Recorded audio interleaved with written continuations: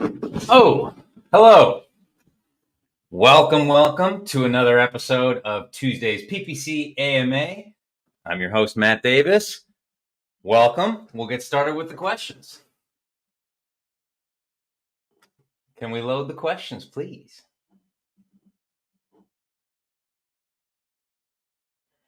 Alan, can we load the questions? All right. Abdullah says, my strategy is PPC after optimization, testing campaign with auto, broad, I think that means broad, not board, phrase, ASIN, category, videos. After testing, I target in exact and start from low bids, then increase slowly bids. It's good. Yeah, I think that is, Abdullah, welcome. Thanks for the question. I think it is a good strategy. You want to start with auto for sure. There's a couple different ways to do that. I wouldn't necessarily say don't start with exact. I think it's somewhat dependent. I agree that you don't necessarily need to, but if they're very, very often going to be behaviors that are often, sort of the key behaviors, and you can target those in exact right away. You don't have to wait. You might not be able to be bid competitive right away, right? Which is, a different conversation, right? Whether or not you can hit that $3.50, average CPC bid or not right out of the gate is sort of dependent on your brand position, right? But I do think that that's generally a pretty good targeting strategy. I tend to be a target liberally kind of guy in general. So I tend to favor more campaigns provided you've got the budget. But what I'll say about category is I would always refine it. Every time I just put up a category campaign and by refine, what I mean is use filters, right? Don't just target your entire category unless you are, the absolute heavyweight champ of your category already, right? So then when you come in, you're already in a good position to win against most of the category, right? You've got a lot of reviews, your listing is stellar, you're price competitive, or you're offering, your unique sales proposition is clear and strong, right? So you can offer a premium price point and be competitive, right? But if not, category refinement, meaning you're going to target in your category, but maybe you're only going to target things that are 4-star and less, or maybe you're only going to target things that are at or above your price point, or you're only going to target certain brands and not other brands, right? So that's the one thing I would say about category is every time I just set up a category campaign and don't refine it at all, don't put any filters on it, typically that's a recipe to spend. But I think sort of the wider question that you're asking here, Abdullah, I think that's a pretty sound strategy. Videos is going to be a bigger and bigger part of the playbook as we progress. It's not a secret that creative is becoming a big thing, right? It's becoming an important part of, it's always been an important part, but even more a part of sort of the conversion metric that we all are sort of chasing. And then after targeting, obviously you want to move into exact. Again, not always, Abdullah, right? So sometimes all you'll need to do is you might try it in exact and might not have the same result that you had in broader phrase, right? In which case you'll just bid adjust the broader phrase. You don't need to necessarily go. You would certainly test it, right? I'm not saying don't test it. Do test it. But the presumption that, exact is going to be like the pot of gold at the end of the rainbow, that is sometimes true. That is not always true. So just keep that in mind. And then, yes, I'm always a favor of starting with low bids, starting with conservative bids, and then working your way up as you progress, right? As you have a chance to index, you have a chance to interact with consumers, and then that'll tell you if that targeting strategy, if that campaign is going to be successful or not. There's always exceptions, right? If you are just worried about top line and trying to, you're trying to gain sales at all costs and you're not too concerned about ACOS, as long as you're converting at a certain percentage, right? That might be a case where you don't start with low bids. But in most cases, if you don't want to burn your budget, start with low bids. Great question. Yeah. All right, can we go to the next one, please? Oh, I think there was one more. Oh, yeah, thanks. This strategy, sorry. Let's go back to that one. I'm going to jump on that one. This strategy will help improve organic ranking in exact separate campaigns because with high bids, Amazon decreases our organic sales.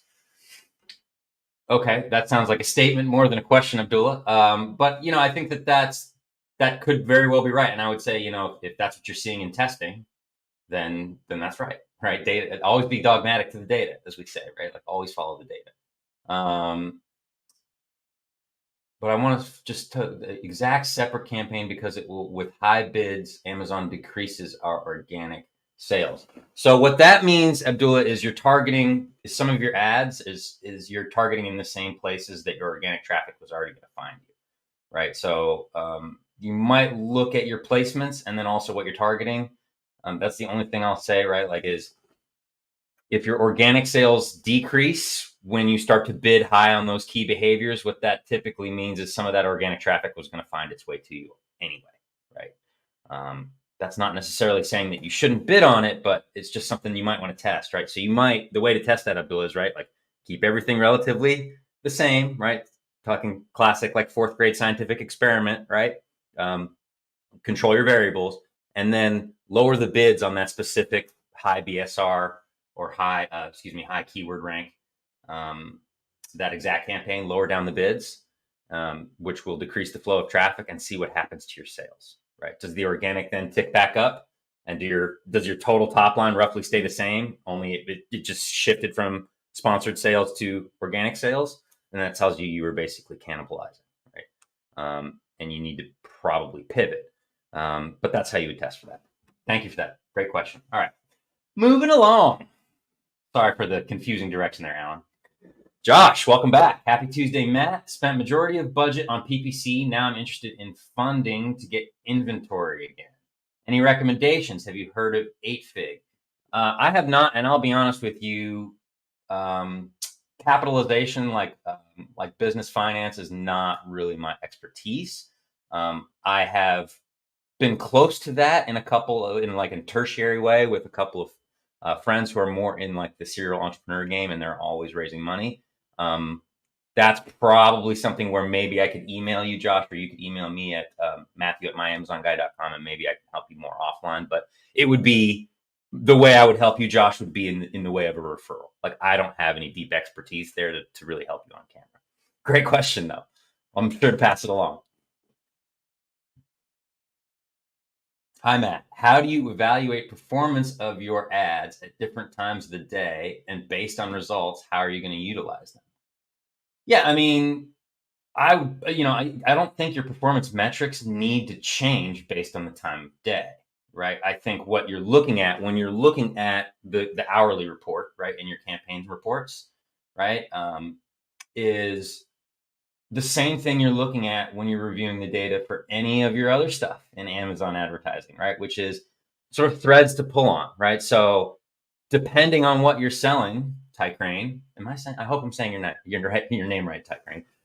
Depending on what you're selling, right, and your individual marketplace, there's going to be buy behaviors amongst consumers that are going to drive sale behavior. So, right, a classic example is, right, like if you're selling ink and toner, right? Nobody buys ink and toner on a Sunday morning, typically, right? Not always, right? I could be wrong there in certain cases, right? Don't hang me, but typically, right? That's a Monday morning in the office type of purchase, right? So what you're looking for is, okay, if I do see that, let's say like, happy hour on weekdays, right? Like 3 to 6 p.m. on weekdays is like my sweet spot. You see the sales markedly increase over a period of time. It's not just a blip on the radar, right?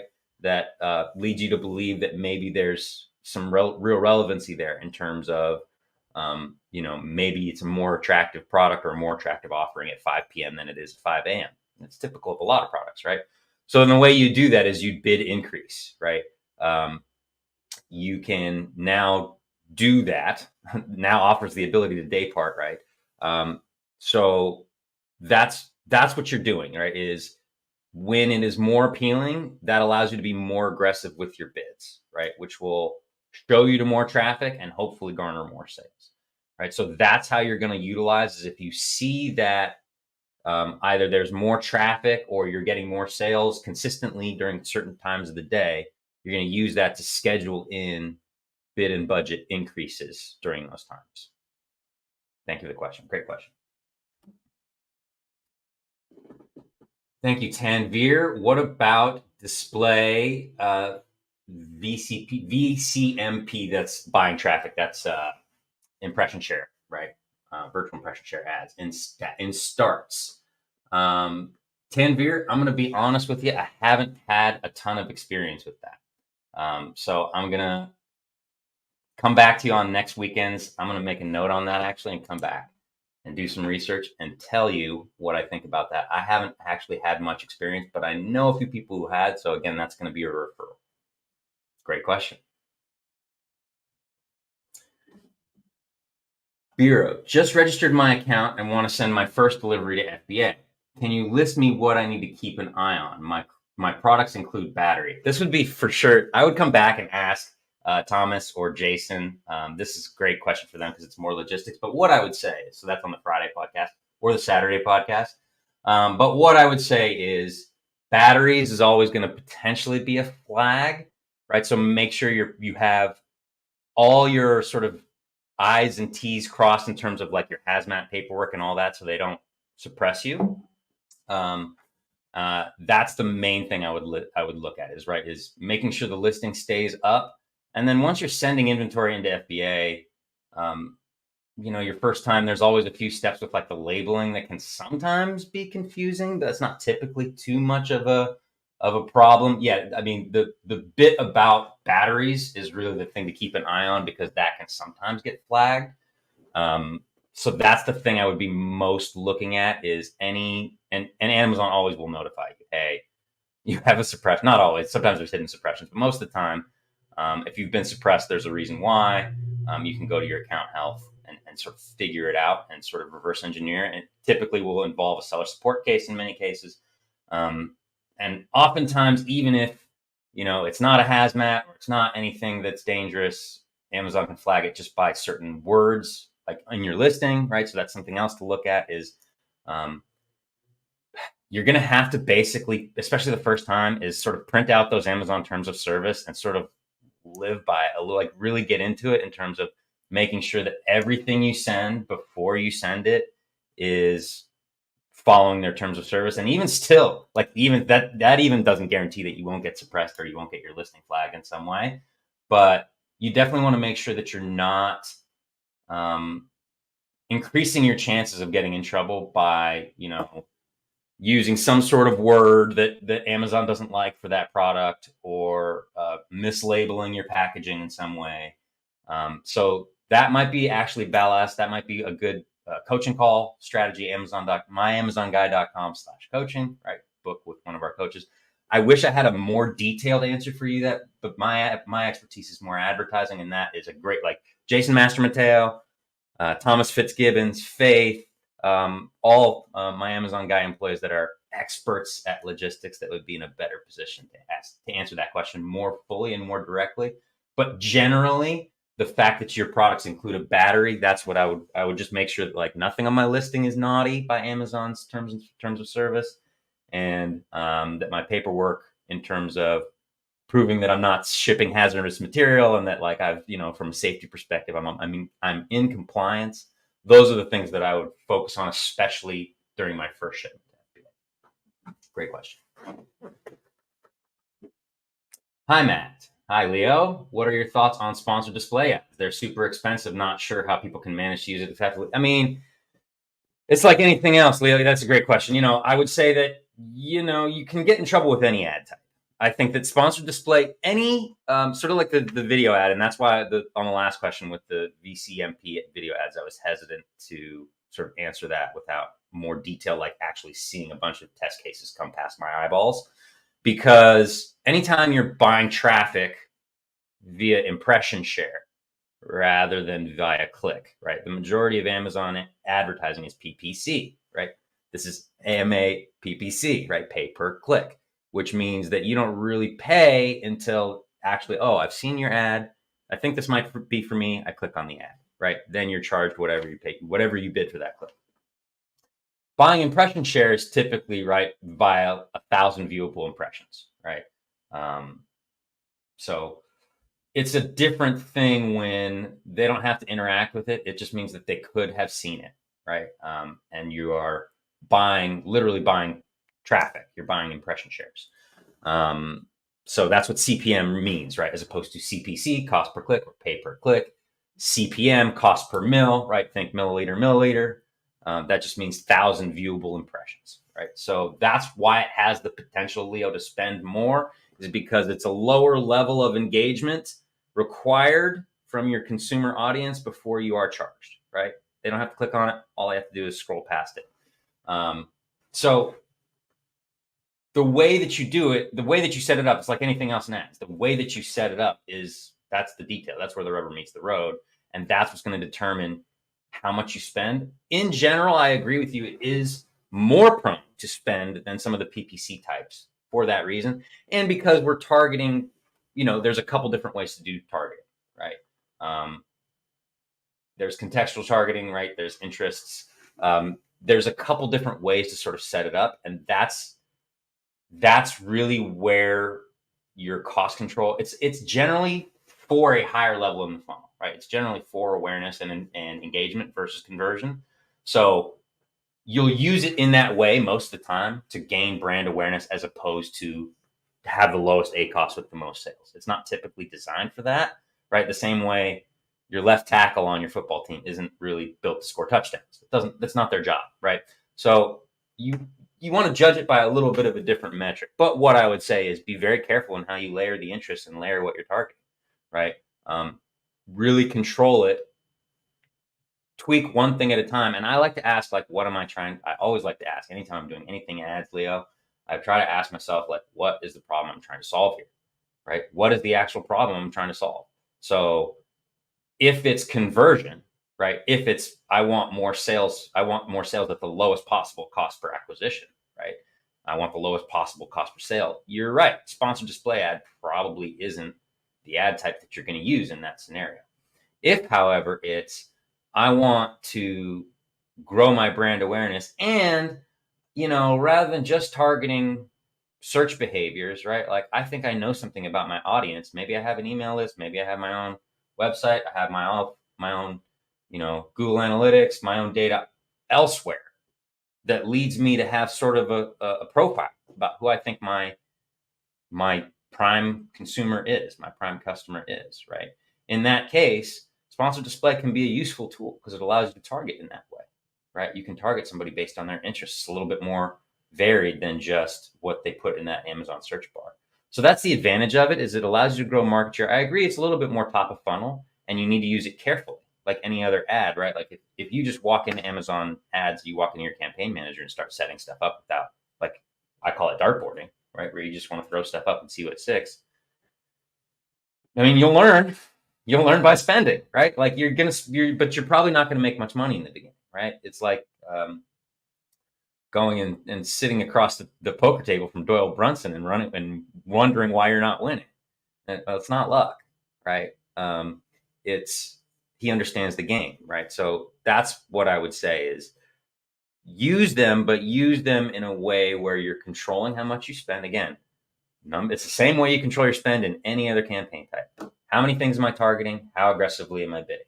You control those two things, you control your cost. Sponsored display is no different than that. Yes, because it's CPM targeting as opposed to CPC, it will spend more rapidly if you dartboard, for sure. But that's what I would say is, okay, what am I trying to solve? What am I hoping to get from this, right? Maybe it's to learn something about my audience. Okay, understand there's a cost in that. And then I'm going to try and limit that by narrowly defining my audience range, the thing I'm trying to learn or the thing I'm trying to test for. Hope that was helpful. When we set, hi, Zane Ali says, when we set up campaigns, what are the starting bids you suggest for automatic and manual? Whew, okay. Well, that's a fairly general question. But what I would say, Zane, is I tend to favor a more conservative bid out of the gate. I tend to favor a more conservative bid out of the gate. So with auto, some people like to set up multiple auto campaigns and only do one targeting type, right? They've got an auto campaign for close match. They've got an auto campaign for loose match. They've got, right, you get it, for each match type. I don't really mess with that. To me, auto campaign is not it's not supposed to be the number one cost per acquisition. It's a research tool that occasionally brings me sales. That's how I look at it, right? Oftentimes it ends up being my best campaign in some accounts, but truthfully, but that's not ever how I start out with it, right? I start out with auto campaigns as a research tool. So I'm going to come in and bid very conservatively. And I'm going to, then work backwards from there, and I'll bid up until I start getting impression share at a rate that I'm comfortable with, right? So if I'm doing like my favorite campaign type right now, which is like an all match type gold pan, right? I'll come in with extremely low bids, like 15-cent close match, 10-cent loose match, 5-cent substitute, 2-cent complement, right? And then there's a high probability that won't. That's for a gold pan, right? Which is, for those you don't know, that's like all your active products dumped into a single campaign, right? So I'm casting a very wide net with very low bids. Many times that will be too low, Zane. Many times I'll have to start incrementally raising the bids again until you start seeing that impression share coming in at a rate that you're happy with. Obviously, if it's a single cart target or a more traditional auto campaign, right, or you're controlling match type, you're only doing close match, you're only doing loose match, right, that's going to change it. You're going to have, that's a narrower net. You're not going to get as much traffic with all those super low bids. You're going to have to bid closer to whatever the competitive, right? Suggested bid's not always right, especially when you start, but you're going to have to get a little bit closer probably, right? Because you're casting a narrower net. So in order to get traffic, you're going to have to be a little bit more competitive. It's going to vary, right? But what I would say generally, Zane, is come in low.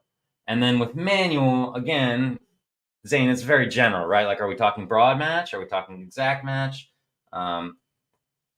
Is there a history, right? Like, because I don't, again, like I was hinting before, I don't really trust suggested bid. Like, don't get me wrong, it's a great tool. I rely on it, I use it. But as soon as I have cost per click metrics, I want to favor those, right? Because cost per click, not as soon as, not once I've got 2 clicks, but once I've got 20 clicks, I want to favor the cost per click metric, right? Because that tells me what I'm actually paying. Suggested bid is just, right, the algorithm sort of guessing based on data points, right? Educated guess, but it can be sometimes way off. So with manual campaign, it's going to depend on the match type, how much traffic you think you're going to get, how competitive it is, right? How expensive is the suggested bid, right? Is it, and what's your total sale price, right? Sometimes you might even convert really well for a certain match type, for a certain targeting behavior, but it's $5 a click and your product's $10. And even if you converted 100%, you're still underwater because you don't have the margin, right? So there's a lot of variables buried within your question that make it sort of an it depends answer, Zane. But what I would say generally is, if you don't want to spend, come in on the conservative side with your bids, right?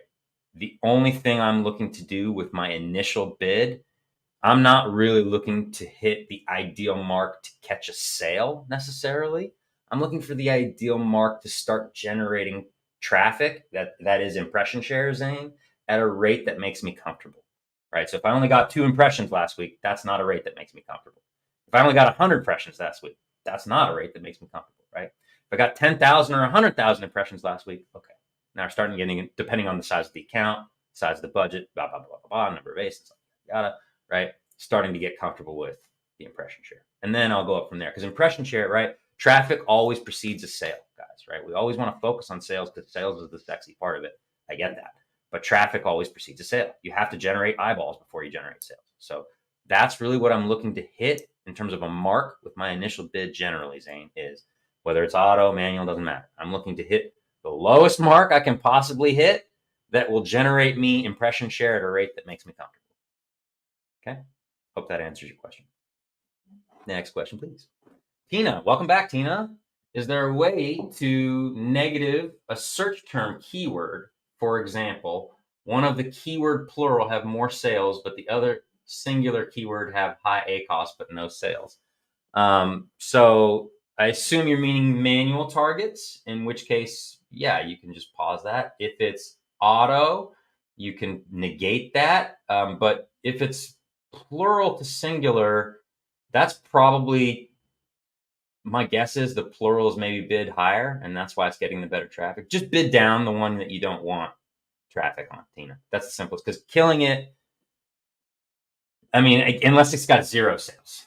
Oh no, it's high ACOS but no sales. Yeah, so then kill it.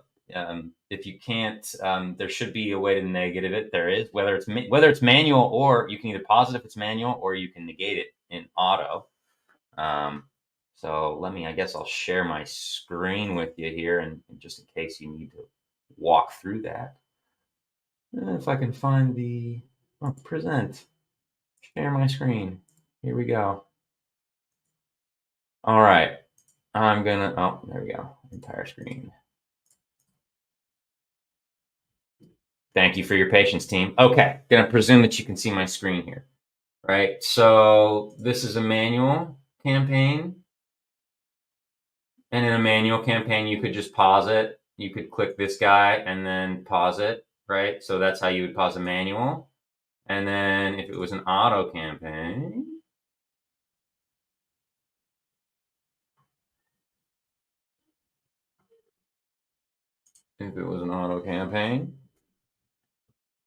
there's a couple ways, right? You could pause if it's out in different ad groups. You could pause it in ad groups. You could pause the different target subtypes. You could go into targeting, and as this one is here, right? You can see that some of the match types are paused, and then you can go to the search terms, right? You've got the search term report, and then this little tab here that says negative targeting, and you will add negative keywords there, and that's how you will negate certain terms out of an auto campaign. Hope that was the answer you were looking for, Ms. Tina. If not, I'm sure there'll be an opportunity for you to follow up with a follow-up question here. This isn't exactly the Joe Rogan show. Thank you for your question. Hi, Luis. What's your ideal PPC launch strategy to take advantage of the honeymoon period and index rank quickly?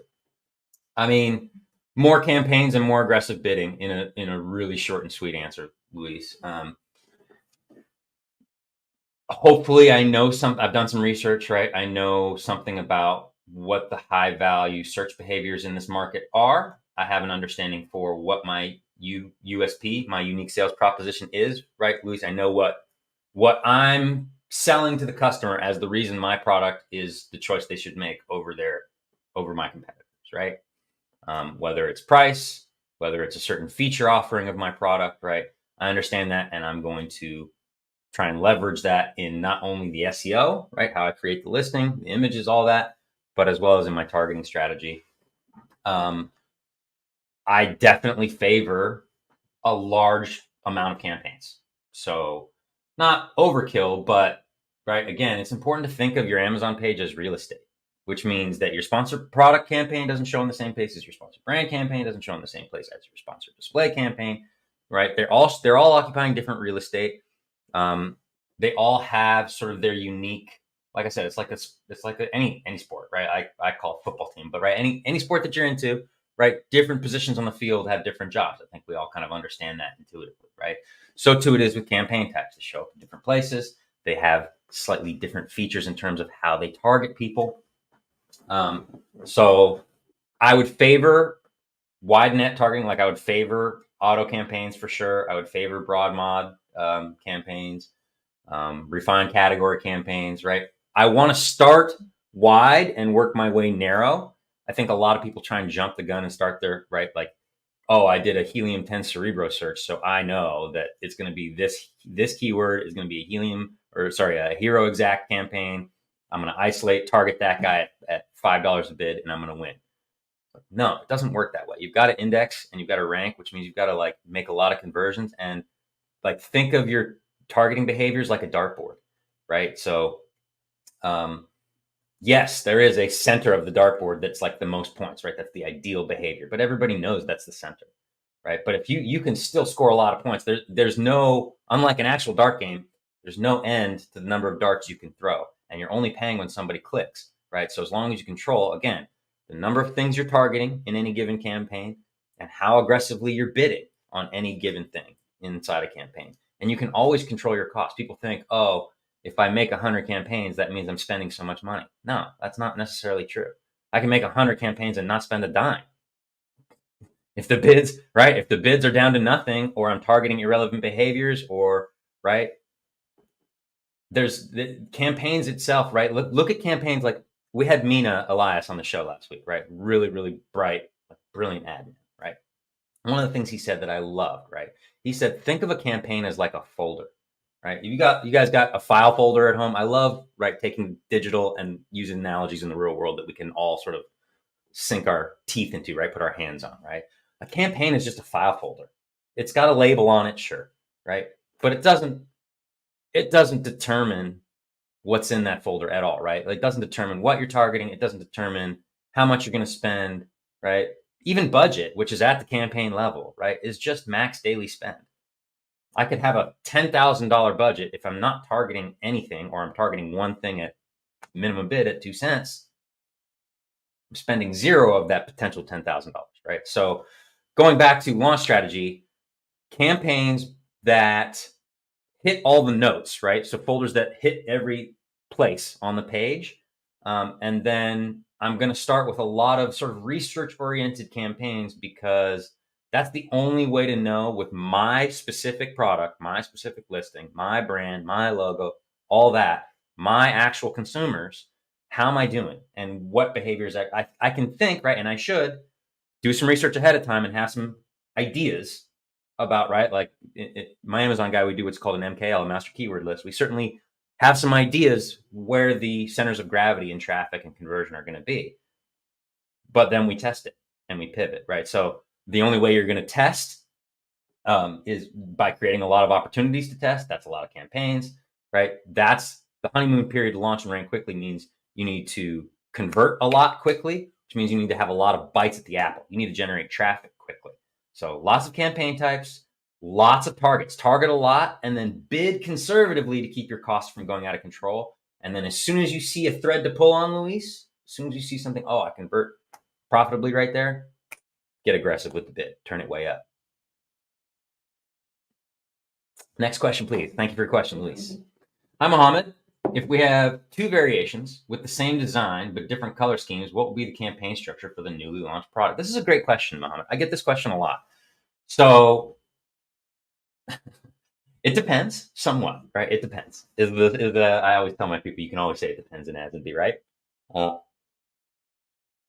What I'll say is the more search volume there is, but behind an individual color scheme, the more important it is to separate, right? So in an initial launch, there's a very high probability that I would dump them into the same auto campaign and just like let it run and see what happens, right? If I am, there's always going to be case exceptions where certain child variants where it makes sense, right? The analogy I always use is, right, like during Women's Breast Cancer Awareness Month, like if you sell anything pink, like that should be a variant by itself, because that's going to generate an inordinate amount of traffic around just like pink related search terms, right?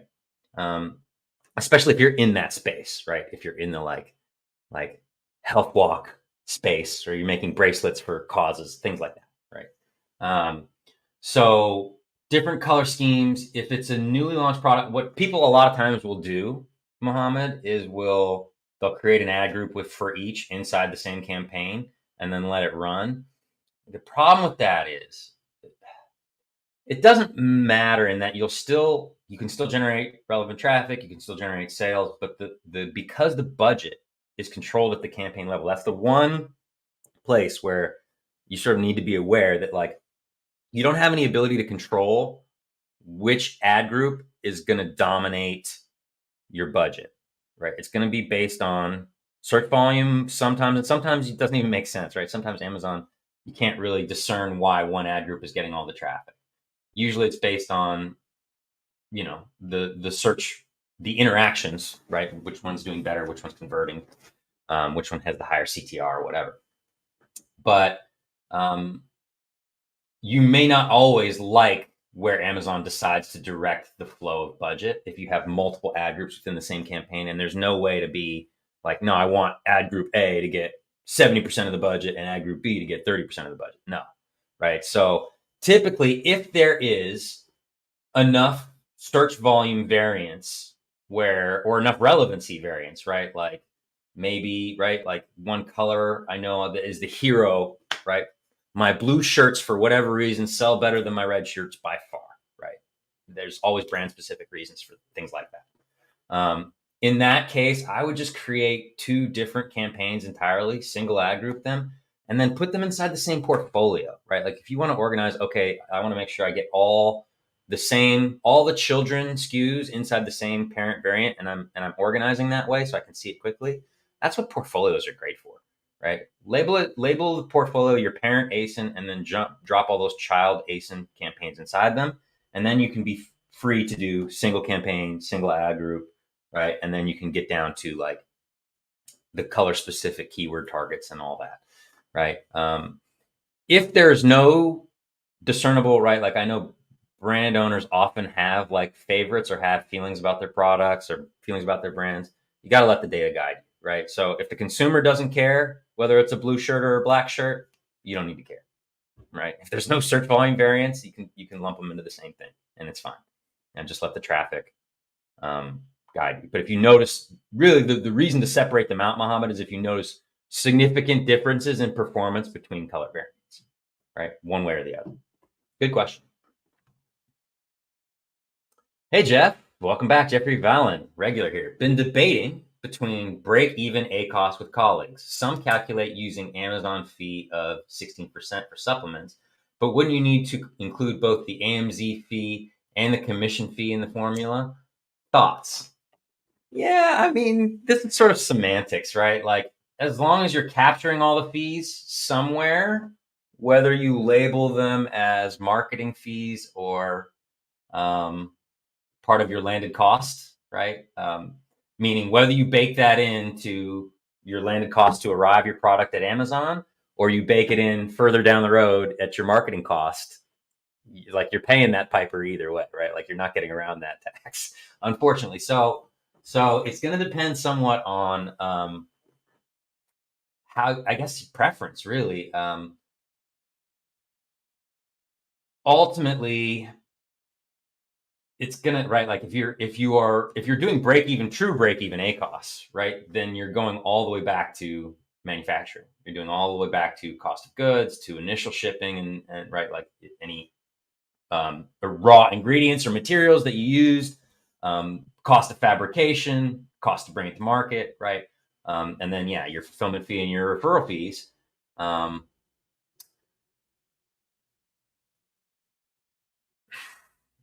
I think at the end of the day, everybody is trying to get to profitability, Jeffrey, right? So at the end of the day, your net profit has to be your true north. And then whether or not you want to like break even ACOS, right?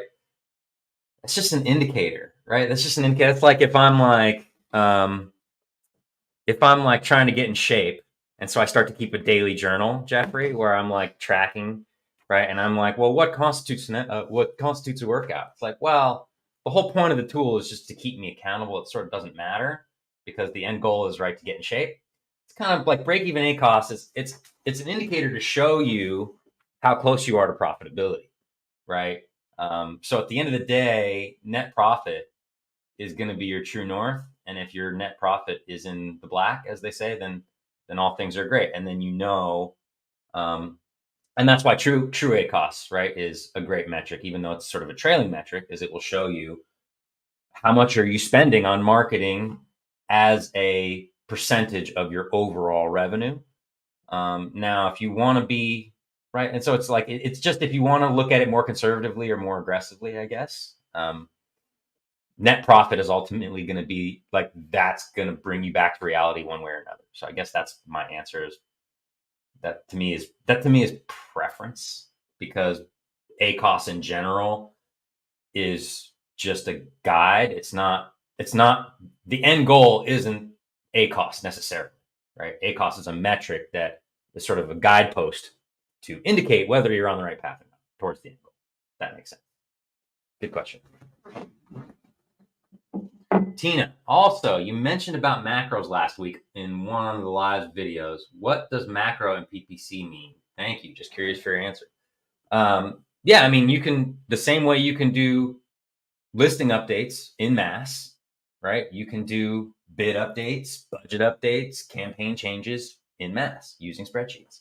So that's what we mean when we say macros. And macros, oftentimes, like when we say it, we also mean using formulas, right, to increase the usability of, or right, typically to shortcut our work, Tina, right? So we'll use formulas to say, like, for example, all right, if this target is 50%, I'm just making numbers up, right? But it's just an example, right? Let's just say that, okay, if a target is 50% over, 2x, 100% over target ACOS, then we reduce the bid 50%, right? If it's 80% over target ACOS, then we reduce the bid 40%, right? Like, so you have these series of if-then statements that you program into your spreadsheet so that then you can upload changes in mass. So you'll make, right, if I've got 1,000 campaigns, Tina, right, I can't go in and manually update each one of those targets. I'll be here all day, right?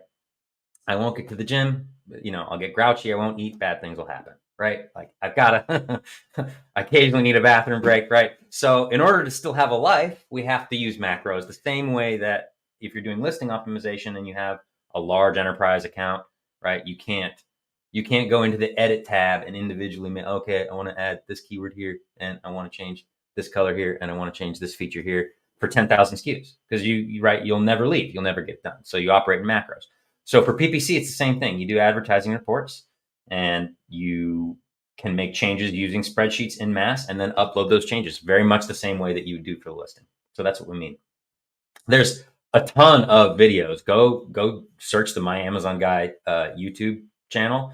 Seriously, I've done some videos on bulk. Steven has done a ton. Some of the other ad professionals, some of the brilliant people we've had here over the years have all contributed. So if you want to learn bulk sheets for PPC, there's some free content on YouTube for you, I promise you.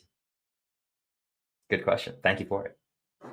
Hey, Leo, with so much PPC data, which reports do you use for weekly optimization, and how so? Ooh, that's a good question. So we also have a data dashboard. We use what's called Merchant Spring. So that does give us some extra slices of the data. But I'll be honest, I still spend most of my time inside the data reports, whether it's the various tabs inside the campaign manager. I do obviously, the hourly campaign report is the new one that I'm having fun with right now, because, hourly day parting data is like the new thing that we can all do now, finally. So I'm having fun with that. But typically, Leo, so here, I'll show you sort of a common practice that I do when I'm coming into Optimize. So, teacher gets to present twice in one day. Look at this. Oops, no, let's not do that. Let's present my screen. And bear with me. Thank you for your patience, team. Entire screen. There we go. Okay. Okay, good. Want to make sure y'all can see. All right. So one of the things I'll do, really, when I'm looking at optimization, I really favor this top tab. I mean, I will definitely jump to, right, I'll try and get a couple of different slices on it. So there's definitely opportunities to, all right, let's make sure that, let's say I wanted to make sure that, I'm spending the right amount on which products I care about the most, right? Products tab would be a great place to see sort of, all right, here's what I'm spending for each product. Here are the campaigns, right? There's a bunch of app stock. The filter tab in any one of these tabs. I don't care if you're in targeting. I don't care if you're in campaigns tab. I don't care if you're in products or history. It's taking a long time here. I think it's just because it's a big account. I apologize, you guys. Right, this filter tab, this is one of the most overlooked, most powerful tools that exist. This ability to filter by, look at all the different things we can filter by here, guys and gals. Right, lots of different ways to slice up the data. So, it depends on sort of what I'm looking at, right? If I wanted to look at, all right, how am I doing based on targets, or how am I doing based on product? But typically, if I want to do an optimization, I'll start right at the campaign tab. And I'll use this filter, right? So what I like to organize you know, we've got a bunch of campaigns here. You can see we've got, first thing I want to filter is by active, because if it's not active, it's not spending. Therefore, it's less important to me, right? Unless I'm, you know, trying to look at something historical or like, how did I do last year? Then maybe. But most of the time, I want to only care about the enabled. Right? And see how that basically cut the number of campaigns? I think it was like in half, right? Went from 3 grand something to, don't count me on the math. I didn't see that number very well, guys. But right, but you get the point, right? It dropped the number of campaigns that I'm working with in half. Still a pretty big account, right? 1,425 active campaigns, right? So I always say, like a Wall Street Journal reporter, you want to follow the money. And you can see we're already doing that here, right? Your number one spending campaign is your most important campaign, win, lose, or draw, right? You can see this campaign here for men's soap is spending twice in the last week what any other campaign is, right? So if I wanted to do an optimization, and even if I wasn't going to do bulk sheets or anything else like that, right, I wanted to leverage the highest point of impact, it would make a whole lot of sense to go start right here at the high spending campaign. All right, but even still, let's say I wanted to filter by, all right, let's see everything that's spending and giving me 0 return. Okay, cool. So now I've got every active campaign in the last week where there's 0 orders coming back, right? So that gives me a sense of how much money is sort of being wasted with no return, right? $900 in the last week on campaigns that have 0 orders, right? So that would be definitely something I could dig into, right? Whether I don't know that I would just pause these guys all outright. Like I would dig in and maybe see if there's some common threads, right, as to why, but maybe I do just pause them all, right? I could come in, you know, I would also probably want to vary the time window, right? Last 7 days to last 30 days. Maybe this is just they're having a bad week, whatever, right? But potentially I could, you know, cut $900 of wasted spend right there, right? So that's one thing I can do. Now I can come back and I can filter by high ACOS and low ACOS. And to save time, I won't run through all that, right? But what I'll say is, right, just very quickly, let's say I want to see, all right, where am I doing really well or really badly, right? Let's see where I'm winning, right? Let's say my target ACOS is 30. Let's see every campaign where I'm under 25. And this might be the opportunities to increase bids, increase budget, spend more, right? These are things that are winning, presumably, right? I don't know that Steven's ACOS, target ACOS is 30, right? I'm just saying. So then let's say, all right, these are places where I could bid increase, budget increase, or dig into the search terms and see what I can learn about why they're doing well, why they're doing better than other places. Are they converting better? Is the cost per click lower? Is there something about the creative in this video that makes it convert really well? Right? This is the effect, and now you have to sort of reverse engineer the cost, right? So the other thing I could do then is go, all right, let me flip that. Let's say my target ACOS is 30 again, right? So now let me filter for everything that I'm greater than 60%, right? And all this is taking 5 minutes without any bulk sheets, without any great expertise or fancy data tool or software or thing that I got to buy or, right, class that I got to take. None of that, right? Just the filter tool in the basic campaign API that they provide you. All right, okay, now I've got a sense of here are all the campaigns, 26 of them, right? So that's pretty good, right? That gives me a sense of, okay, out of 1,400 active campaigns, only 26 of them are 2x my target ACOS. That's pretty good, right? So you see how I'm starting to get a sense of the account now. All right, and if I wanted to drill down on why these guys are spending so much, I certainly could do that, right? All right, 200% ACOS. Let's dig into like why this guy sucks, right? Why does this guy not perform, right? So that's just sort of a rough and dirty for weekly optimization, Leo. Seriously, if it were my account, unless I had a no kidding enterprise account, right? You got 10,000 active SKUs. Okay. Even then you could snapshot at that, right? But that couldn't be your beginning and end for optimization if you had a full enterprise account, right? But I'm telling you, to snapshot an account, 99.9% of the accounts you can do it just the way I just did it for you there in under 5 minutes, and you'll get a great sense of what's happening in the account, what's going well, what's not going well, where your points of impact are that you can leverage, right? Very simply.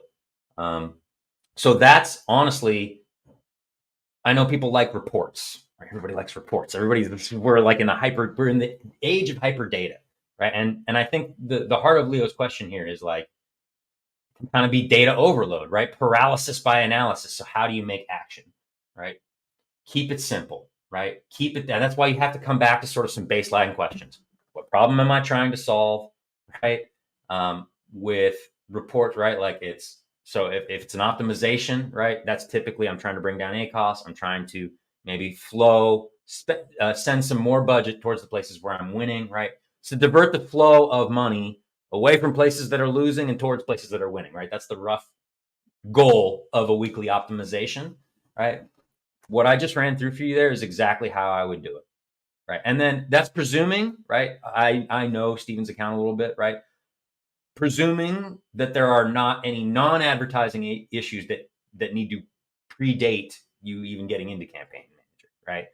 If I have a listing that's suppressed, if I have a crummy listing with one image that's not very well rated, not very well liked in terms of CTR, right? Like if I have a price that's astronomical compared to my competition, if I have low reviews, right, or poorly rated product, all those things are going to preclude advertising solutions from being effective.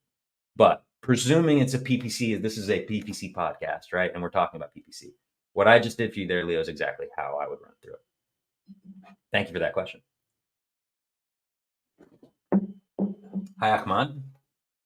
If we have two variations with the same design but different color schemes, when will the campaign what will be the campaign structure for the newly launched product? Yeah, again, this is kind of the same question from earlier. I think Muhammad asked it. It depends. What I would say is you can try, if you want to parse them out, right? You want to separate variants with the same design but different color schemes, right? Bring that child ASIN into an entirely different, its own campaign, its own single ad group, and then put them both in the same portfolio. And that's how you track them as the same product. But that may not be necessary, right? You can probably, if you don't care about which way the budget flows, or there's not, like I said, there's not a large variance in how consumers react to them or interact with them, then you can sort of lump them in either the same ad group, or you can create different ad groups inside the same campaign, and it's not as important, right? So really what's going to determine whether or not it's important that you separate them out, Ahmad, is whether or not there's significant variance in like how does the consumer prefer significantly, right? Not one piecemeal, one-to-one, not anecdotally, but statistically. Do they commonly prefer one color over the other? If so, then you should parse them out. If not, then it doesn't matter.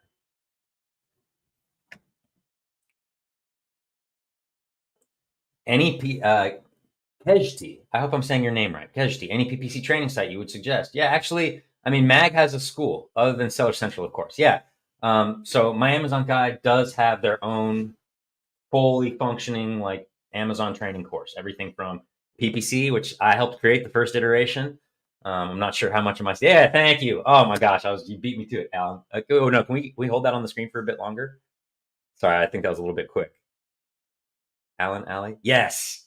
Enroll at magschool.com. I just want to give everybody a chance to see that, right? So that is a school for everybody, but it's all the way up to professional level, meaning even if you're an Amazon professional in the industry already, this is still for you. It's got everything, all aspects of SEO, design, troubleshooting and Yanks, PPC, of course, right? Can't have a course without PPC. So this is, of course, what I would recommend. I'm obviously biased as I helped create some of the content for the first iteration.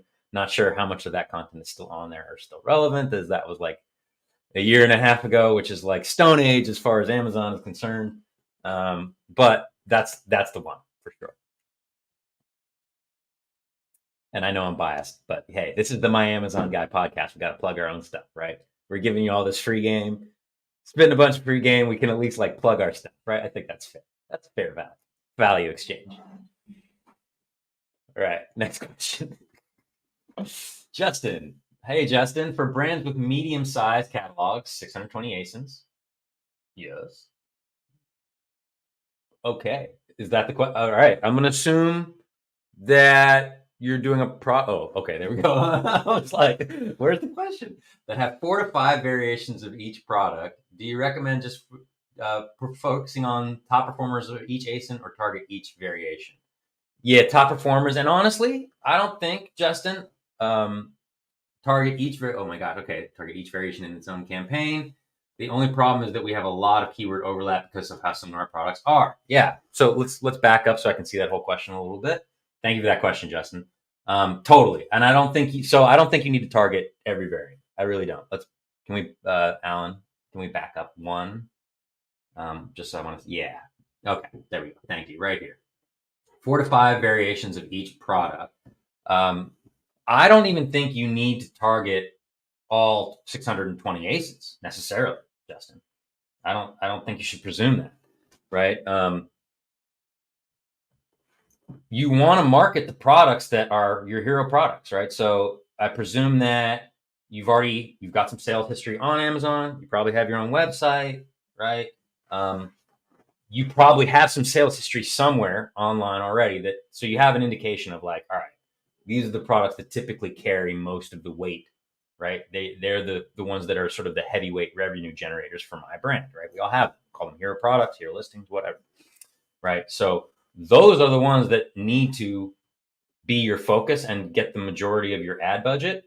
Not that you can't market every single ASIN, but you really don't. I don't think that's the most effective way to spend your advertising budget at all, because especially not on Amazon, right? Because Amazon is already a high interest marketplace.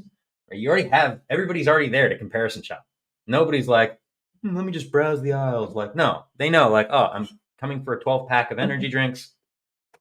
I'm searching for my brand or my feature, and as soon as I find something that is good price, looks like what I want, I'm buying it, right?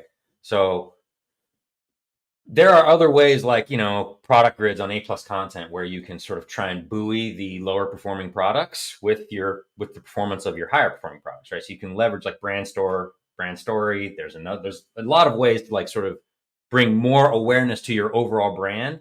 And that's how you bring interest to some of the products that are either newer or not performing as well. And you get them a chance to have some more organic interest.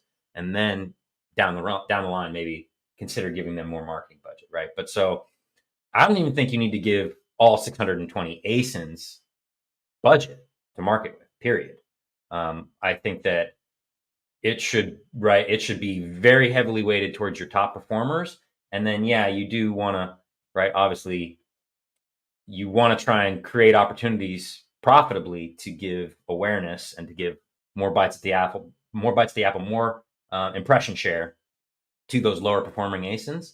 And then, yeah, again, with the variations, you only need to separate it out because if there are variants in this, right, like if they land on that page, there's going to be a swatch there, right? And so if it's like a color or a size, they'll be able to select the one they want, right? So if you only need to separate out variants if there's significance in if there's a variance in how people will find them, again, in how consumers interact with them, right? So if I will search for one variant in a different way than I would search for another.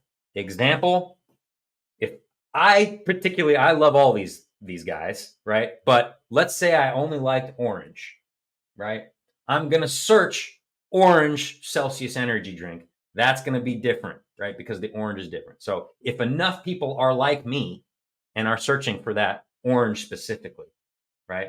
Then it makes sense to split them out because you don't want to target orange for strawberry lemonade because that's low relevancy you're going to spend, right?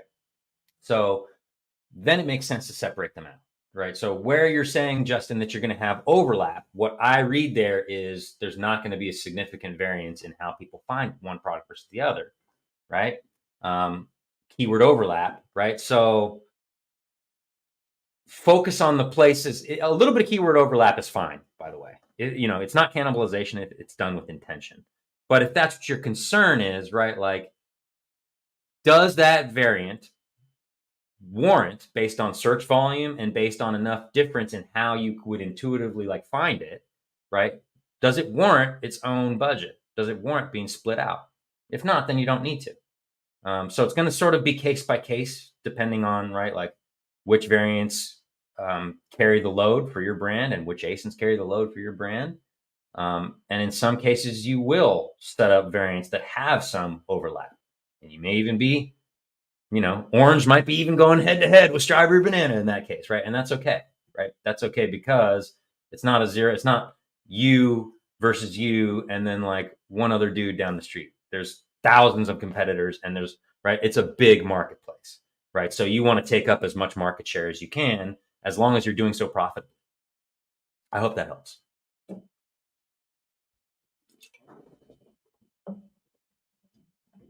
Jared, what reports do you view to determine where your organic sales are coming from? Business reports, typically. So, all right. I'm like Jason Master Mateo with the share screen here today, guys. Typically, I'm not a big screen sharer, but I feel as though because I'm also the host this time, as well as the answer of the questions. Okay. So just your Seller Central homepage. I think we probably have it bookmarked because we're fancy like that. But if you didn't have it bookmarked, if you're not as fancy, then you just go to the main menu. You go down here to reports. You go to business reports.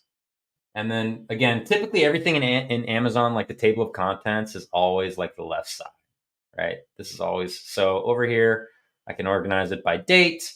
If I wanted to look at it by ASIN, right? And these are organic. This is total data, right? So I could then go and look at whatever time window I'm looking at here. I could then go look at my campaign manager for the same data, and I could see the variance between total orders and ad orders and sort of figure out my organic totals from there. Okay. Hope that was helpful. Thank you for your question, Jared. Ty Crane, how does ad placements in different contexts? I love this question already. Thank you for it. How does ad placements in different contexts, such as top of search, product page, and rest of search, that's what those TOS, PP, and ROS, affect overall ad performance? Yeah, they definitely do. So I love this question because I've been having a lot of fun utilizing this stuff because you can, right? So let's just show the people what we're talking about here, Ty Crane. Thank you so much. And by the way, I apologize if I'm butchering your name. Let's show the people what we're talking about. All right. So let's go. Oh, where's my mouse? There it is. Let's go back to our campaign manager. Okay. Oops. Let's get rid of this. Oh, where are we? Okay. Oh, sorry. Sorry about that. Okay. So let's just grab a campaign here. So what he's talking about is the placement data, which, guys, you can find in two places, right? So all I did was I went to all campaigns. I jumped into one of my campaigns. This is the main menu within the campaign. So now I've opened up this file folder. This is what we see within the file folder. Okay, right? So we've got, again, always go to the left. This is typically where your table of contents are. There's two places. One, what would you think? Placements, pretty obvious, right? Other place you can see it is in campaign settings, down with the bidding strategy. You can see we've got some day parting rules here. And it's here, adjust bids by placement. All right, but just because this is a little bit information sensory overload, let's just jump back to placements and isolate the data we want to look at. Right. And so what Ty Crane was asking about is these three placements, right? Which basically what we're saying here is that we're going to increase, we're allowing Amazon to bid up, never bid down because Amazon doesn't do that, right? Bid up for specific physical placements on the Amazon page, right? Top of search, that's pretty intuitive. Where would we think that is? Probably top of search, first page, just guessing, right? So that's that. Then we've got product pages, right? That is on the detail page of any competitor ASIN or your own ASIN, right? And then rest of search, that is everything that is not one of these two, right? And you can see we've got data split out based on placement, right? So important thing to note on this, guys, right, is this functions synergistically with this, all of this, right? So my bidding strategy with all my fun scheduling rules here, right? With my with my day parting bid rules, with my dynamic down bidding strategy, right? All of this functions in synergy with this top of search boost 10%, right? Okay, so now that we've seen that in effect, right? Going back to Ty Crane's question, how does ad placements in different contexts affect overall ad performance? Right? I'm going to fall back on that tried and true first answer of all things advertising. It depends. It depends very much on what sort of products you're selling, right? Like, but what I would say is you want to look at that data, right? So you want to look at how am I doing and how is it, right? Does it cost me more? Is it performing better? And then based on that, there are definitely cases, especially if there are, if I'm selling like energy drinks, for example. I hate to keep beating that horse, right? But chances are, if I don't have like if I'm not selling something that's uniquely different than my competitors, like supplement, right? Like fish oil, for example, right? Sure, I get that there's like different qualities of fish oil and different features that people focus on, right? But fish oil is kind of fish oil, and chances are, unless I have supreme brand loyalty, unless I'm like a health nut and I'm like, no, I need like this specific brand of fish oil because I know that I trust their ingredients and their process and blah blah blah blah. Okay, there's going to be a certain segment to that. But most people with fish oil, it's like the first ad that they see, right? So chances are for that type of product, top of search is really important, more so than a product that like is feature variant, right? Where let's say I want a new progress planner, right? But I'm not sure if I want another one like this. I might then go do some browsing based on features, right? So then top of search may not be as important with this as with this, right? Where it's just like the first orange energy drink I see, I'm doing it, right? I'm just showing right example, right? So, but what I'll say is that's where this placement data really comes into play, right? Is because it gives you, all right, here's what we're looking at in terms of, here's what it's getting me in terms of reach over the last 7 days. CTR, right? How often does that mean that they're clicking through the ad and landing at my page, right? How much is that click costing me on average based on the various placements? You can see top of search will typically be a little more expensive. Not always, right? And that's something that this can teach you. Sometimes I don't know why, top of search can actually be cheaper. Not always, but not usually, but sometimes, right? So this gives you a sense of like where you're paying the most and where your orders are derivative from, right? Where you're performing. I can tell for product pages, right? I'm not doing real well. So back to Ty Crane's question, right? Well, either way, I know I do pretty well rest of search, but look at this guy. Look at the conversion rate on that, right? 9 out of 20, dang near 50%, right? You're not getting a better conversion percentage, right? This side of illegal narcotics, right? Like that is a great conversion percentage. You need to leverage that, right? So that would be a great percentage. They're like, and we're already up in the bid a little bit here. This isn't my account. I'm not the ad tech on this account, so I would never presume to touch somebody else's. But if it were me and I were optimizing this right now, Ty Crane, just to give you like a rubber meets the road example, I would probably up this top of search a little bit, right? Out of 20 click, like really what I need is more traffic here, right? I need more traffic. I need more clicks. Because if I get clicks, if I continue to convert 9 out of 20, right? If I continue to convert at 48%, I'll take that all day long, right? And you can see the ACOS reflects that, right? $20 to return 170 in sales. I'll take that all day, right? So really that's a case of I need to divert more flow. And that's one rubber meets the road example. So, but that's how you should be using it, right? Like it's going to depend on context, Ty Crane, but certainly like any other data point, it's another sort of thing to show you. And in some cases you can kind of intuit. Like I said, there's going to be cases where being first to punch is everything. There's going to be some cases where like maybe you have, you convert really well, but nobody's really aware of you yet. Maybe product page is a great play there because you've got really great reviews and a really sexy main image. And you know that if you get compared to most of your competitors, your product's going to look good by comparison. So that might be lucrative, right? So it is going to be context specific, but that's an example of how you use it, right? Because placement, people should start thinking about Amazon, right? The way they think about selling products in a physical space. right? Which is placement on the shelves. Amazon page is a giant shelf, right? And you need to have your ads someplace visible.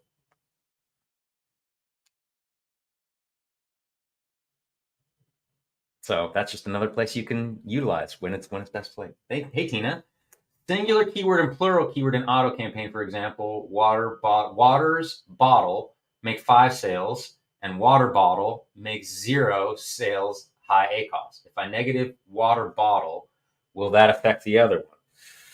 I mean, maybe.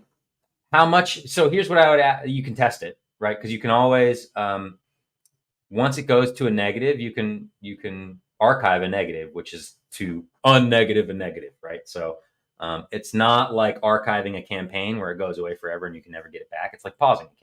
You can choose to unpause it in the future. Anything you negative in an auto campaign, you can then archive the negative term, right? Which is to say, reactivate the term, right? So I would ask myself, like, how much? I know it's high ACOS, the water bottle making 0 sales. How much is it spending? Right. I would almost look at those two words as a combined metric and figure out, like, okay, putting them together, is it still profitable? But if you want to test separating one of them out, then negative it and see if you still get. That's the way to test it. Is negative the one that you don't want. So water bottle, negative that, and then come back in 3 or 4 days and see if water's bottle has any additional impressions and clicks. If it's 0, there's a great chance that it got sort of swept up. But it's a good thing to test, right? As you guys have probably discerned from watching me, right? Like, I'm not all-knowing, and no ad person. I don't even think there's an Amazon employee that writes the code that is all-knowing on this stuff, right? The way we learn is we do a lot of test cases. The reason I'm qualified to host this podcast is not because I'm all-knowing. It's just because I do more test cases than most people, because I do this every day, right?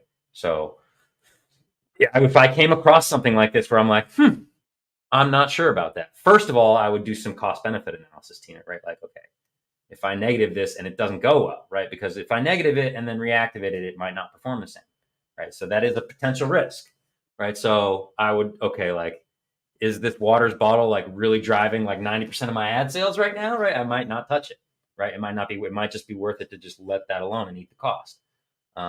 But it depends, right? So that sort of depends. I would do that individual sort of cost benefit analysis, like how important is it to isolate? How much am I losing on that?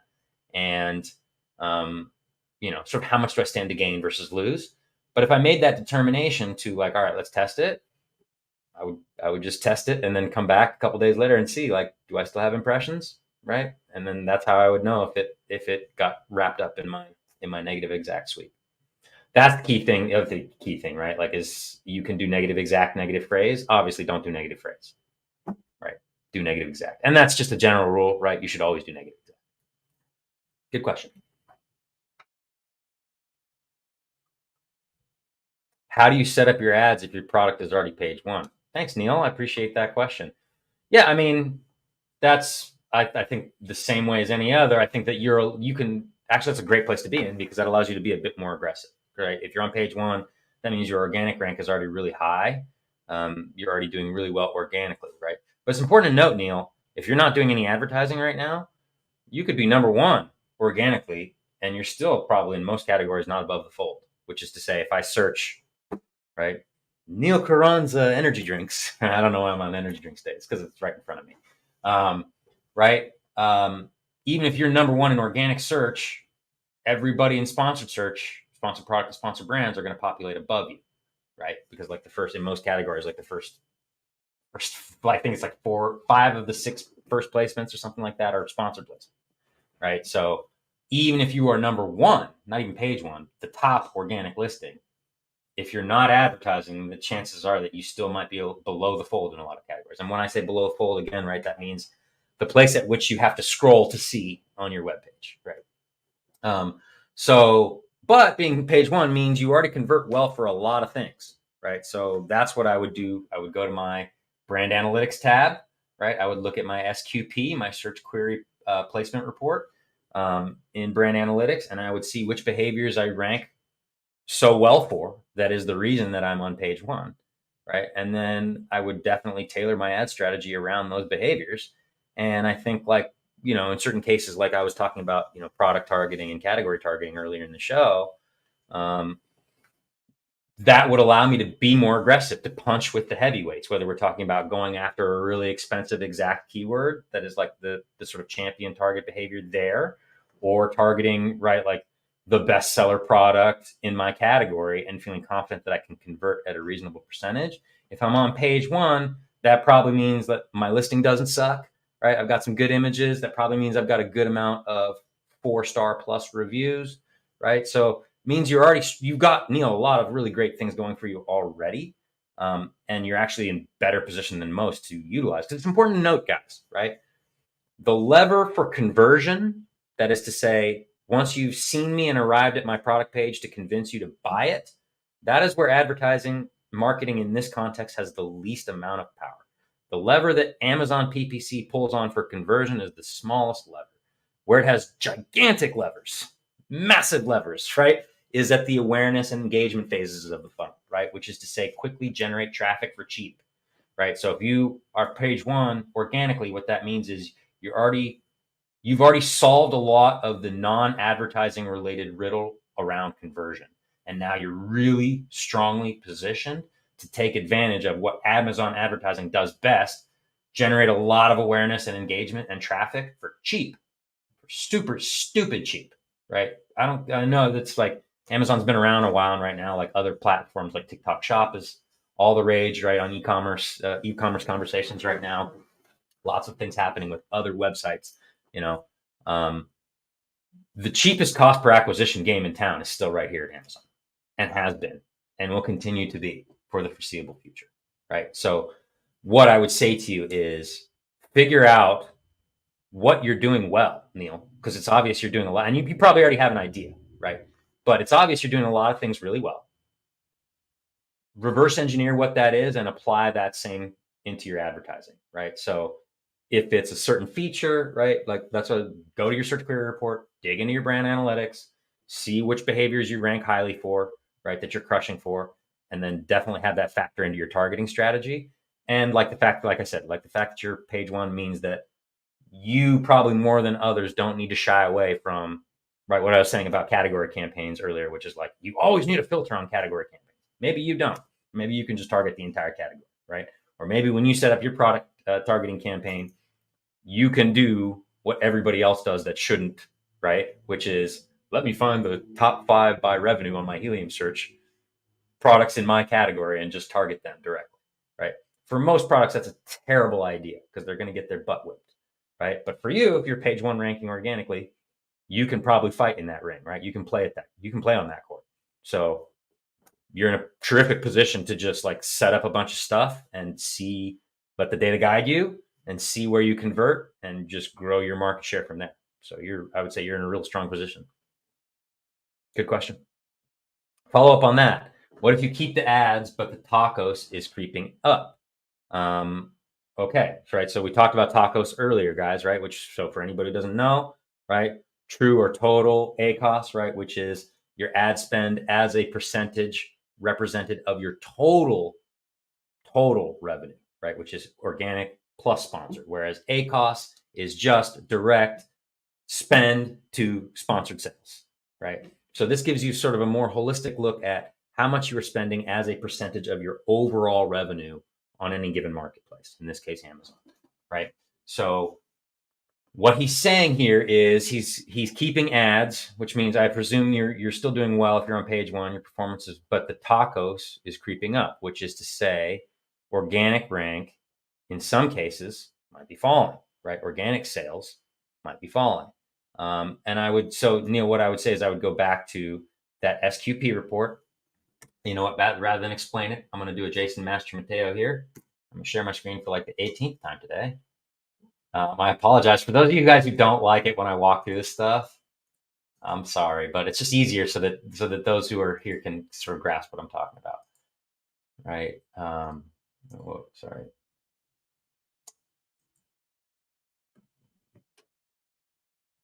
So okay.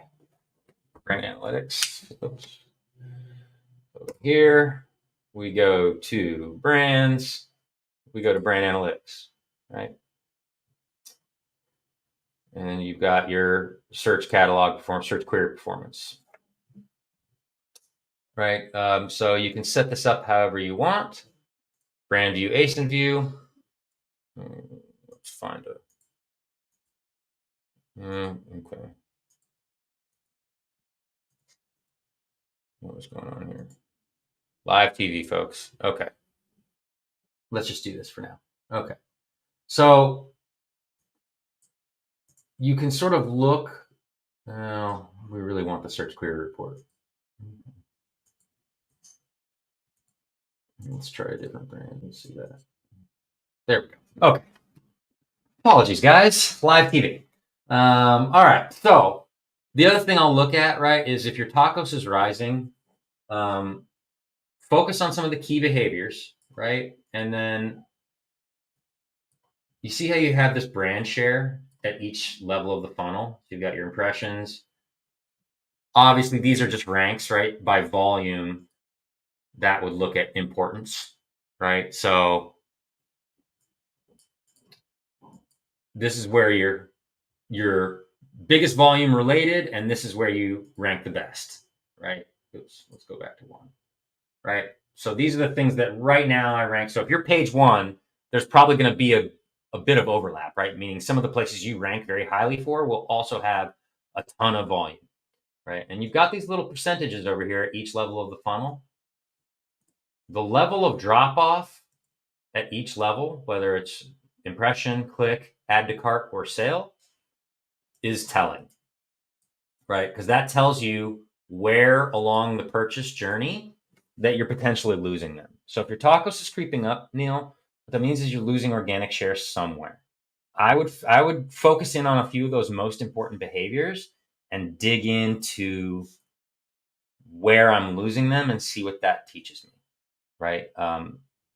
Is it right? So you want to sort of, again, I hate to keep trumpeting like some of the same themes, but it really is, right? Like that's how I sort of operate is what problem am I trying to solve here, right? So Neil, you have a problem of declining tacos, but get specific with it, right? Put on your mechanics hat.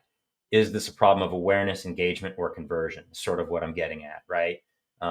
Do we have a problem? Meaning, is your tacos creeping up because my amount of organic total traffic is going down? I'm getting fewer eyeballs organically that I used to get, right?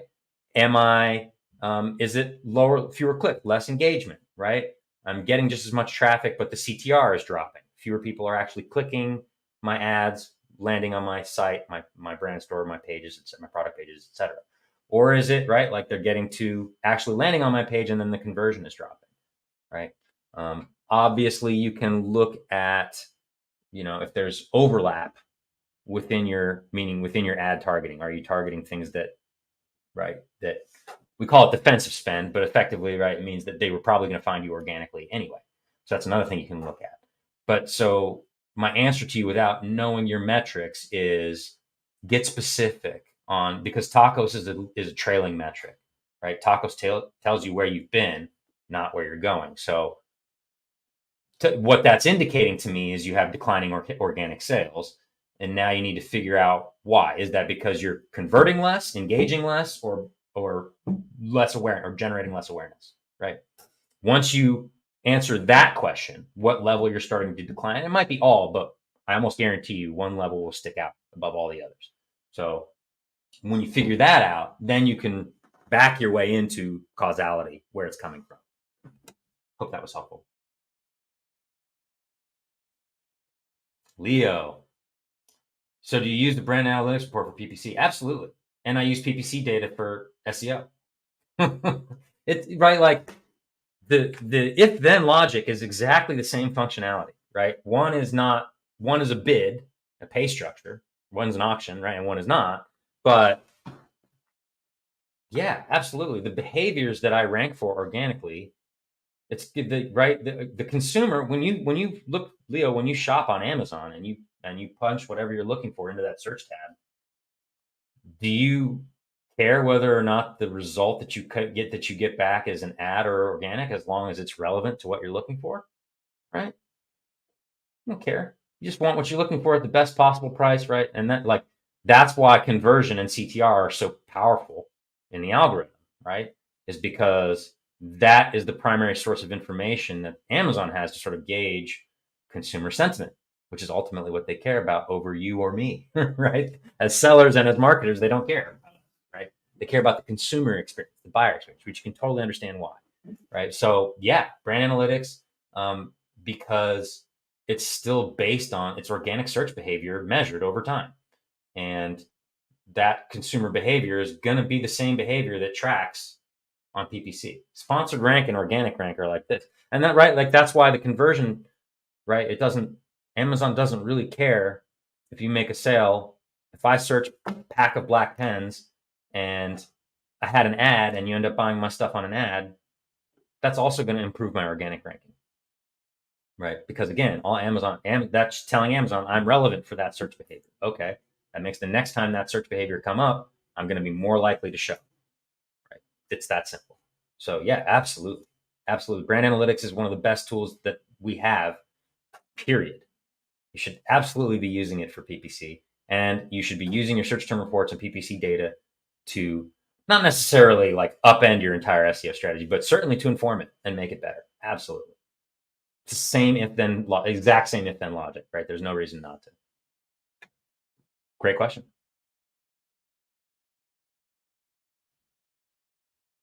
Looking at that campaign Squatch, I thought we were unable to target other brands. This is something new. I think you're talking about the category targeting, right, Leo? And yeah, if you go into category targeting, when you go to the filters, you can actually select brands either to target or avoid. So that's the context I was talking about. I'm not sure. Campaign Squatch. I think we're talking category campaign. I think that's what we're talking about. I hope that follow up here if that was not answering your question, but I think that's. Luis says, how do you set up ads for hard selling product with low search volume? That's a good question. Our product is roadable whiskey product in UK and target whiskey related product keywords, but we're not selling with high clicks on that keyword. We're thinking to change it or still continue bidding for high traffic. Okay. Target whiskey related product keywords, but we're not selling with high clicks on that keyword. Yeah, I mean, that's the thing is when you say okay, so can we go back to the top of that question really quickly? Hard selling. Yeah, okay. So you have two problems here, right? What I'm hearing you say, Lewis, is that you have low search volume, which is to say a problem of awareness, not enough impressions, and then also a conversion problem, right? Even when you get to them, you get them to click on the product, they're not selling. So what I would do first, Luis, is make sure that it really is a problem of advertising, right? So, because high clicks and no sales is low conversion, right? So that's the first problem you have to solve, because if you're getting high clicks, that means you do have some level of traffic, and so while that might be a problem, right? You need more traffic to get more sales. If your conversion is low, the amount of cost involved in getting more traffic and getting more sales is going to be high, and it might not help your long-term strategy, which is ultimately to rank, right? If your conversion and your CTR is very low, then it's not going to help you to rank over time, which is ultimately the point of Amazon PPC, right? So you do have to sort of let the data guide you. I mean, you have to let the consumer sort of tell you if it's high clicks and they're not liking it, right? But what I would say there is you probably need to solve the conversion problem first. So maybe try a new image, right? What I would do is go look at my competitors who are crushing it, right? Who is it in my space, in my direct space, that's knocking it out of the park? And it'll be easy enough to see, right? You can do a helium search that gives you the revenue estimator. Black box, I think, is the search. Any data tool, right? Like you can do Jungle Scout. Any of them have that tool where they'll do like a revenue estimator. You can certainly look at the number of reviews, the number of 4+ star reviews. That'll give you a sense of like how many completed transactions they have overall, right? So go look at what they're doing, and either you can review their alt text, you can look at what keywords they have focused in their title and their bullets, right? It'll be clear like sort of what behaviors they're targeting. And if it'll also be clear, like maybe what they're doing that you're not, right? So whether that's an image, whether they're targeting different behaviors, but I think with high clicks and low sales, you're probably already targeting the right behaviors. It's probably conversion, right? So it's either price, image, or you're failing to communicate in 5 seconds or less such that a dummy could understand it, what your USP is, what your unique sales proposition is, Luis, right? So what is it that makes you better than your competitor? And I need to be able to tell that just from like looking at the picture, right? A premium product has a premium feel. So that might be the first problem, or maybe it's price, right? That might be the first problem. Presuming, because we are talking PPC, presuming that it's not, that it is, you know, maybe you're not able to convert on the highest relevancy or most expensive keywords because it's high competition. The only other thing you can do is target broader stuff, right? Stuff that's maybe not quite as relevant, but a little bit cheaper and sort of like eat around the edges. But I tend to think with high clicks and low sales, it's a conversion issue, which means it probably is one of those issues that precedes at Amazon advertising. Again, you can control conversion with Amazon advertising because based on what you choose to target and how much you choose to target it at, for sure. But if you're getting high clicks, and not even, if you said high ACOS, that would be one thing. But you said high clicks and low sales, which means very low conversion, which means if they clicked on you, that means they saw your main image and at least thought, this could be for me. This might be relevant for me for what I'm looking for. And they clicked on you, landed at your product, landed at your brand page, whatever, right? And then decided, nope, not for me. Decided to go somewhere else, right? So chances are that's not actually an advertising problem, is what I would say. And then the traffic, yeah, once you solve the conversion issue, the traffic problem will be easy to solve. Sorry, that's not more helpful, but you need to, I'll say you need to solve the conversion, the why high clicks, no sales. Answer that first before anything else, before the low search volume. Thank you for the question. Jeffrey, golden nuggets every week. Thanks. Hey, I try to add value, sir. You know, I'm by no means perfect, but certainly have a fair amount of experience with this and try to convey that in ways that would make sense to me. You know, I try and convey it in ways that that are tangible. People can sink their teeth into. So thank you for that feedback. Appreciate it. Thank you, Neil. Happy to be of service. Thank you, sir. Thank you, Leo. Thank you, man. Getting all the thank yous. I appreciate it. Happy to be of service, guys.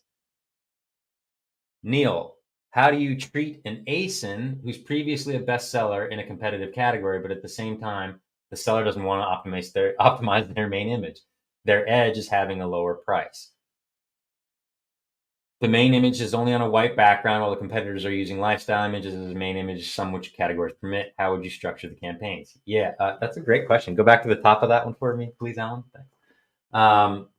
So if you can't convince them to do some of that, you're going to have to accept somewhat of a lower conversion rate.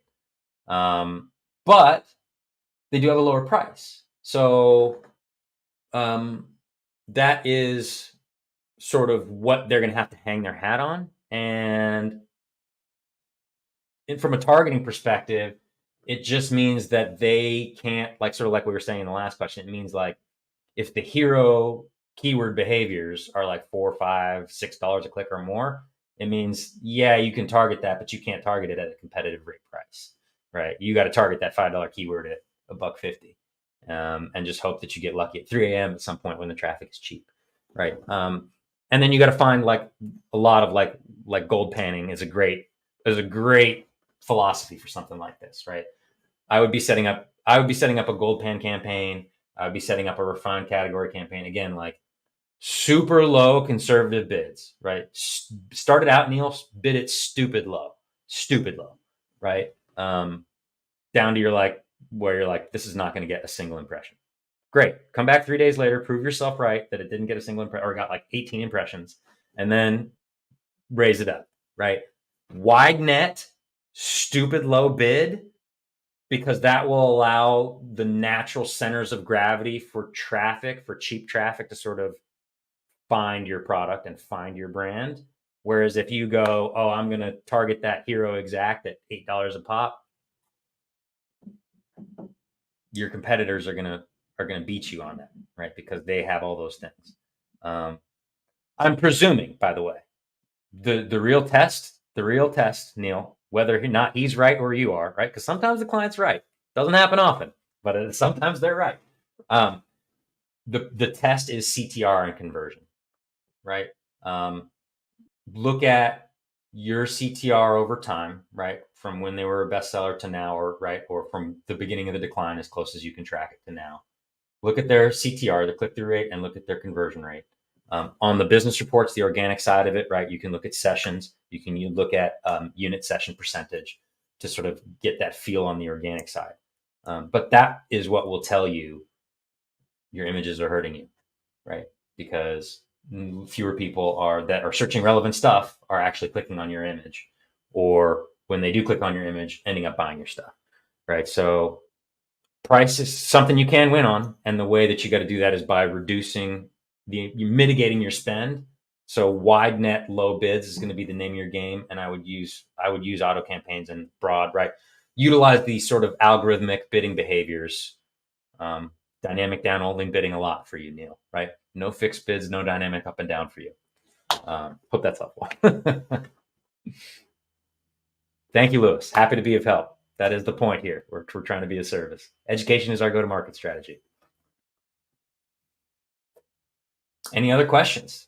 If not, we are at about 1:46. So we are coming up on the end of the natural podcast here. All right. Well, I'll give it a going once, going twice, and then we'll end it a little bit early today. Ooh, I think one new one just popped up. Okay, Tana View. Why auto campaigns is more effective than manual, even if I'm using the most relevant keyword? Yeah, Tana View, I don't have the best answer for that because I've been seeing a lot of that myself. Anybody who works at my Amazon guy is probably sick of hearing me talk about it, honestly. But yeah, I think it's a couple answers to that question. Number one, the algorithm is just getting better over time, right? Like Amazon's getting smarter and better at what they do every freaking day. They're a very innovative company. They always have been, right? They're getting better at this every day. So the machine learning is getting better and more effective at probability, right? Which is what this is. That's the name of this game, right? So, but I think it's because you don't know what you don't know, Tanya, right? Like, you're targeting the most relevant keywords. You and everybody else can intuit that, right? So it's not a secret. You and every other competitor is targeting that. Whereas the auto campaign, or even just,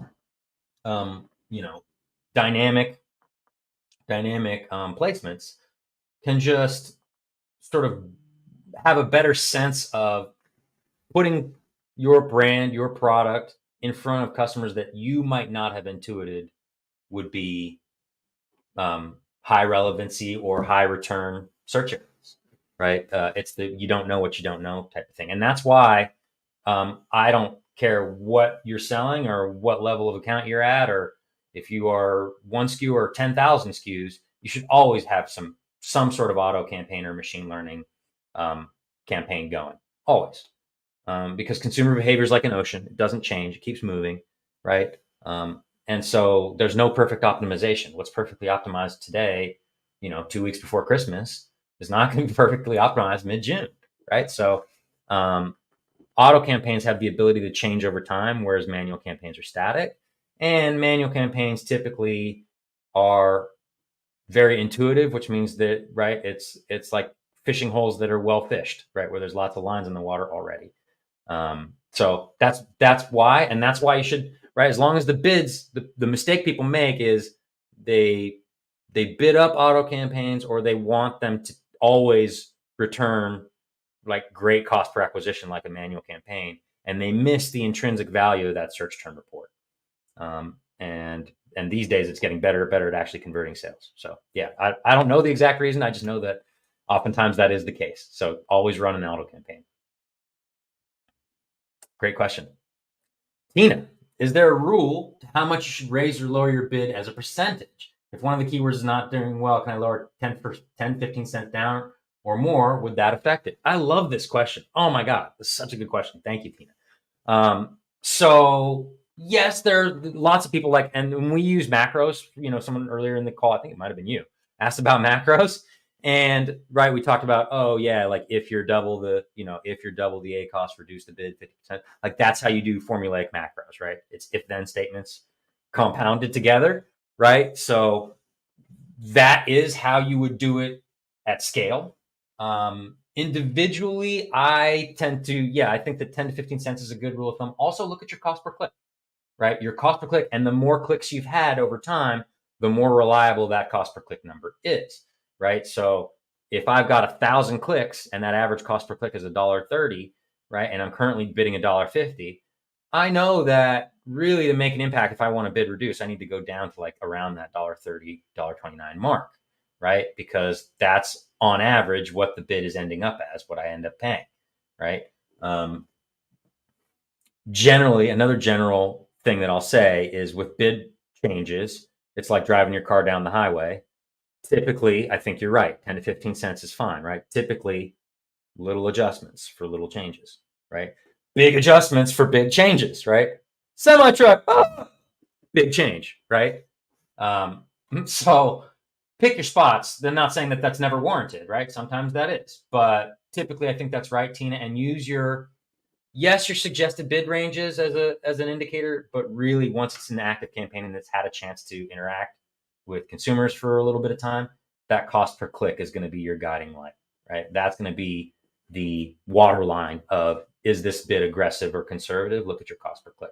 So depending on what action you're trying to take, whether get more aggressive or lower or less aggressive, right? Raise the ACOS, lower ACOS, have more traffic, less traffic. Use that cost per click as your bidding guidepost. But typically, 10 to 15 cents is a good rule of thumb. Oftentimes you can do more than that, but the greater the bid change, obviously, the more drastic the change in behavior. Great question. You are welcome, ton of you. Hope that was helpful. Hey, Mohammed.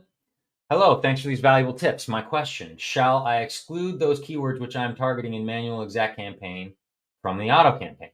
No, because you're not going to bid, right? The bidding rules that govern the auto campaign are different than the manual exact campaign, right? So no, let the auto campaign go where it will. The only time you want to rein in the auto campaign is when it's just not performing, right? So you want a negative in the auto campaign for terms that are, 20 clicks and no sales. Yeah, pause that, negative that. But other than that, don't try and segment, don't try and isolate on an auto campaign. That defeats the purpose. Let auto campaign go where it needs to. The only, think of it like a rose bush, right? The only place you prune it is places where it's ugly, right? Places where the thorns are. Any place where it's doing well, let it continue to do well. Worry about segmentation and isolation. That's what your manual exact campaign is for. Your auto campaign isn't there. Again, it's not there to score touchdowns, right? It's there to be your research campaign and to generate traffic, relevant traffic, yes, that you can then use to isolate search terms in other campaigns, right? But it's not there to be your lowest cost per acquisition campaign. It's there to be your research campaign. So let it be your research campaign. That's my opinion. Anyway, good question. Any others? All right. Well, we're at about 7 minutes before. I think we'll call that the end. Oh, I'll do my spiel. Thank you guys so much for your time and attention. Please don't forget to check out the My Amazon Guy YouTube channel, our website at myamazonguy.com. We have open careers at myamazonguy.com/jobs if you want to come learn and work with us. As I mentioned earlier, we also do coaching, myamazonguy.com/coaching, and you can get yourself a 30-minute or an hour session. No, there it is. Book a coaching call. There it is. Thank you for correcting me there. myamazonguy.com/book-a-coaching-call. That'll get you to the coaching page. You can book a call with the My Amazon Guy himself, Stephen Pope, any of our account directors, Jason Mastermateo, all the brightest minds here at My Amazon Guy, and get you over that hump, solve a problem, fix that roadblock, get your sales going. My name is Matt Davis. I'm the host of the show, PPC, the Tuesday PPC AMA. Thank you guys so much for your kind attention. Hope it was valuable. We'll see you next week. Thanks for your time, guys.